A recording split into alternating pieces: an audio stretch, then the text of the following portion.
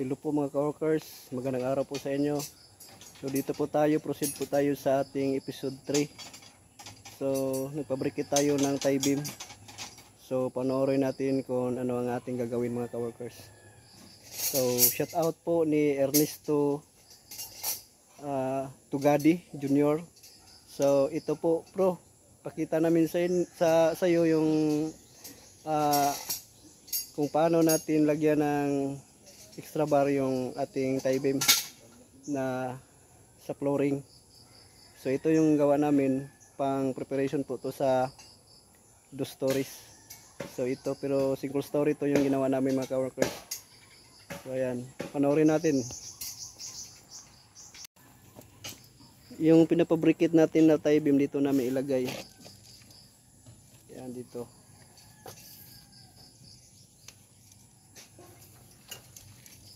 So yan, at dito kami nagpabrikit ng tie beam.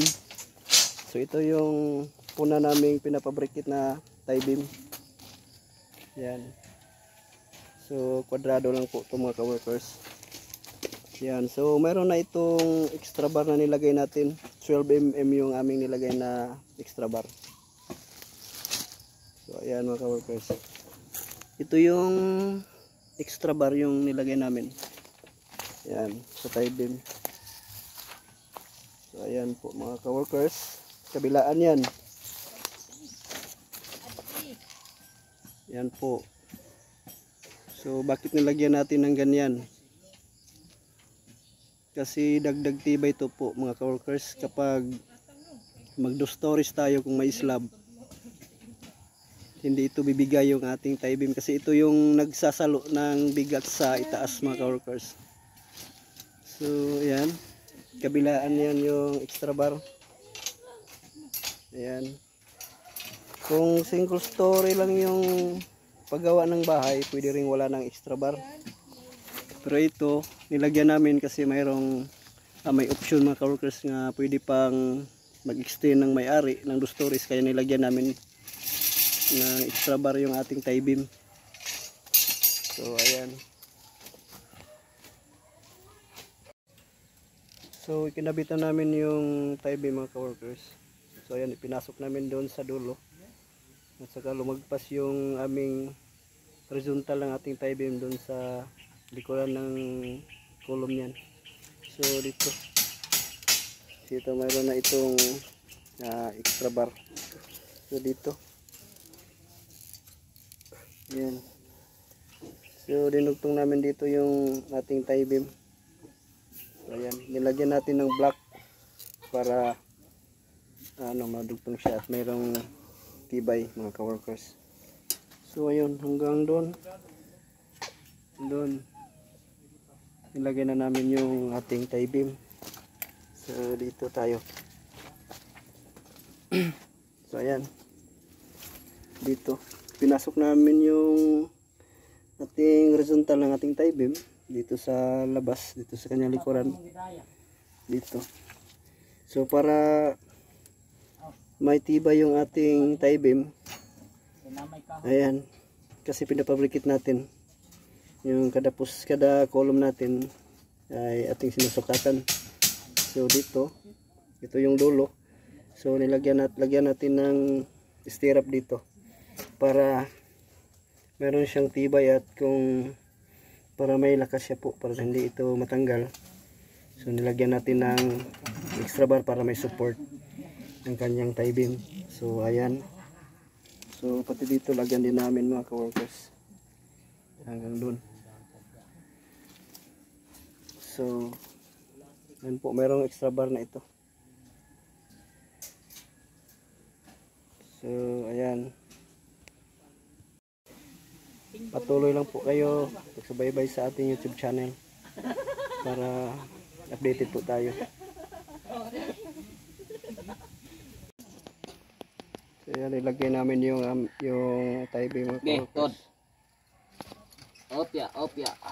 So ayan, dito pinasok natin sa ating column. Martilyo. Sangit daw. Kira mo na. Ha? Ito ka, hari ko.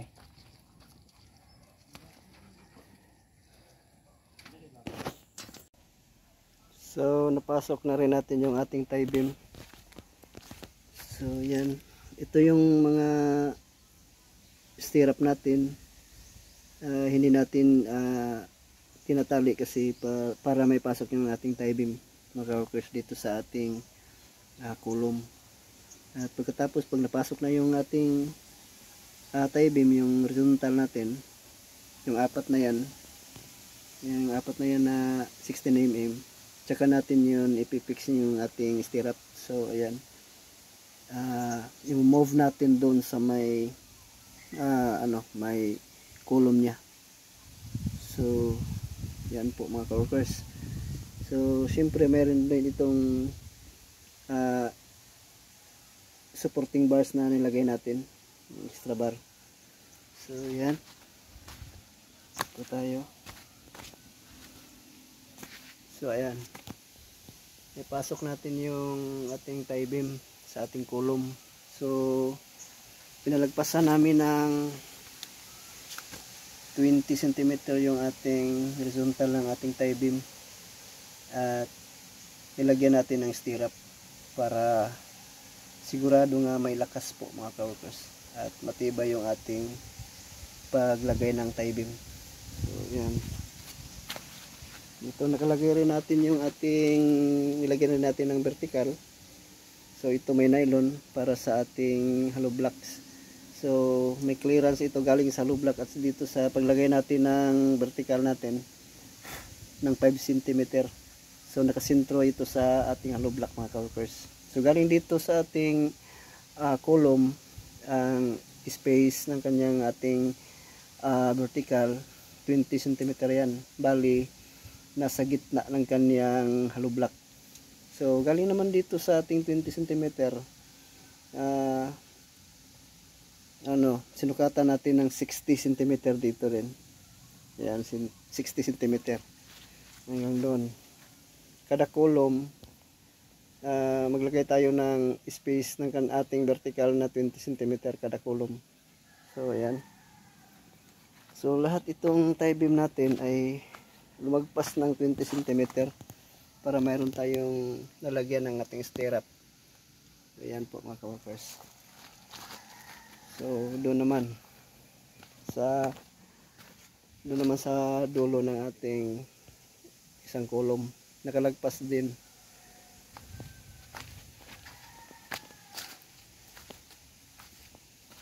So dito, yan, ito yung corner. So ito mayroon ng stirrup natin nilagay. So naka-fix na yan. So bali dito, nalagyan din natin dito ng tie beam. So palagpasin din natin doon sa likuran ng 20 cm po mga ka-workers. So ito lang. Yan po. Sana mayroon kayong natutunan sa aming pamahagi sa inyo mga ka-workers. Salamat po. Thank you for watching, and God bless you all. Hanggang sa susunod mga ka-workers.